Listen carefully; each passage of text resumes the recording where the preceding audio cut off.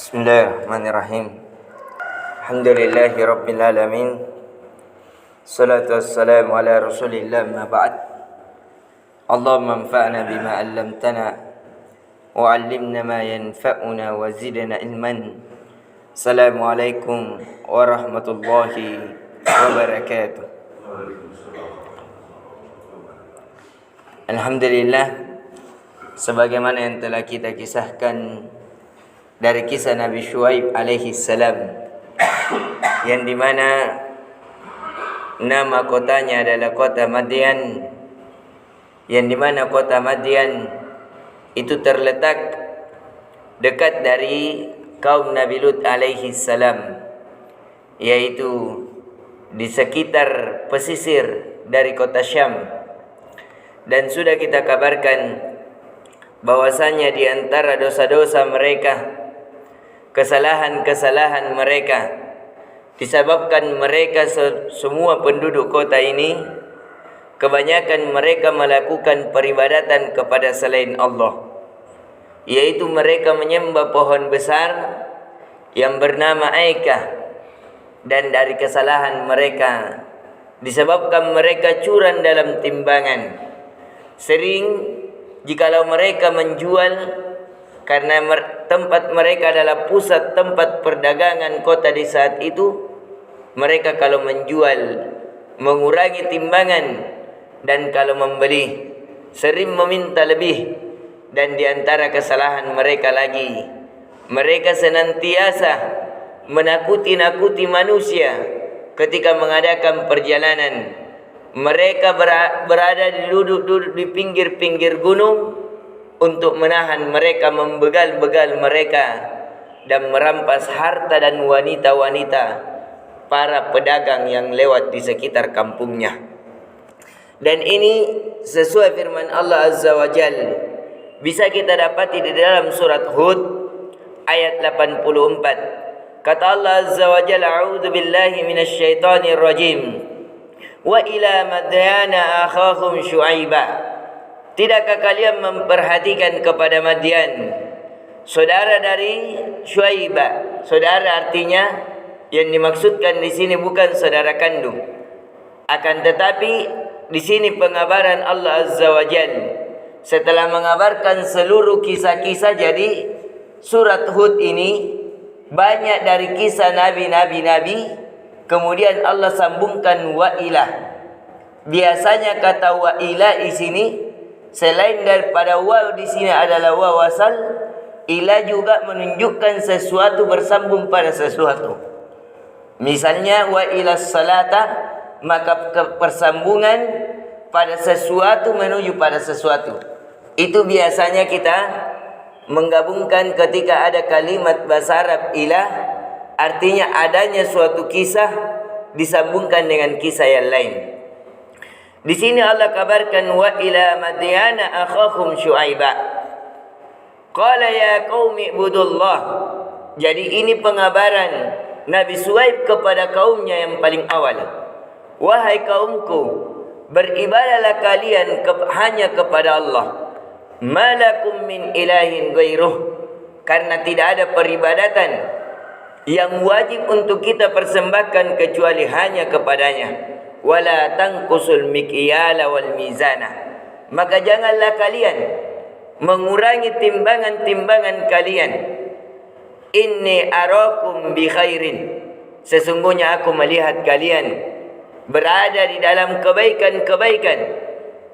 Artinya di sini dia mengajak melembutkan hati kaumnya agar mereka ingin menerima kebaikan ini. Jikalau memang mereka menginginkan kebaikan.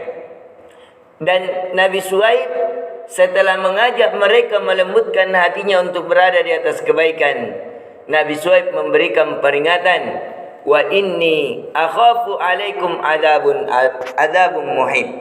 Akan tetapi aku juga sangat menakuti kepada kalian kalau azab meliputi kalian. Jadi Nabi Syuaib alaihi salam di sini mengajak kaumnya agar kaumnya beribadah hanya kepada Allah dan tidak curang di dalam timbangan.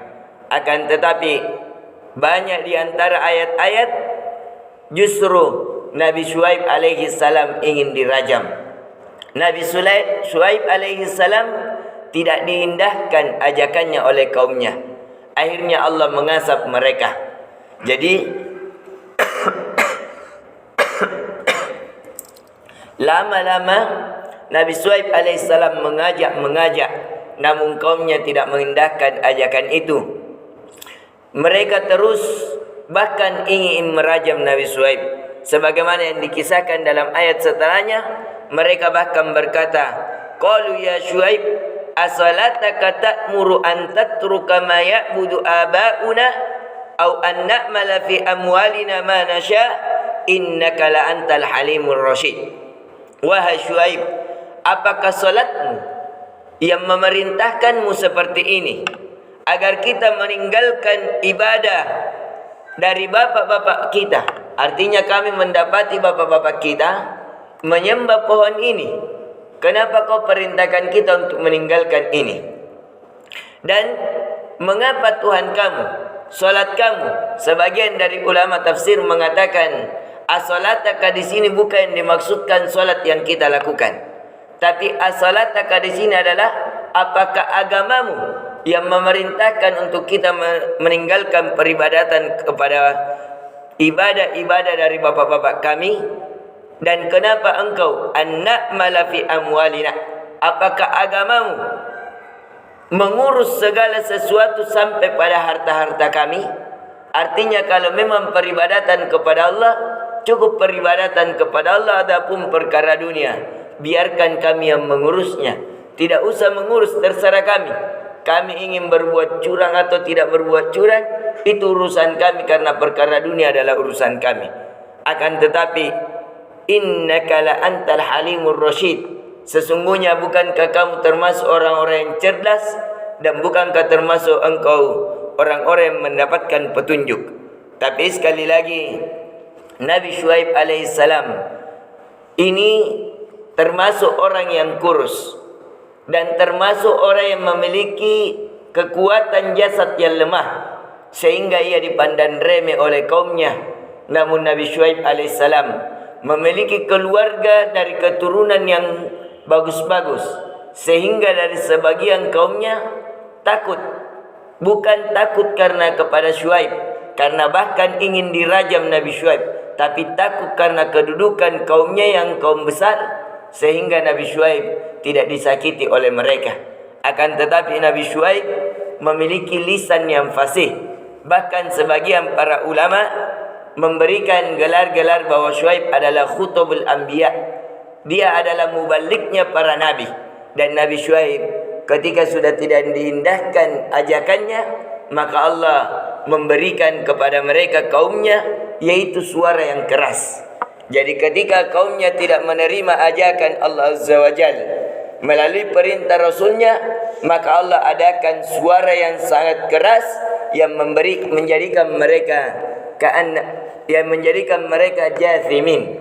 Jathimin itu mati bergelimpangan.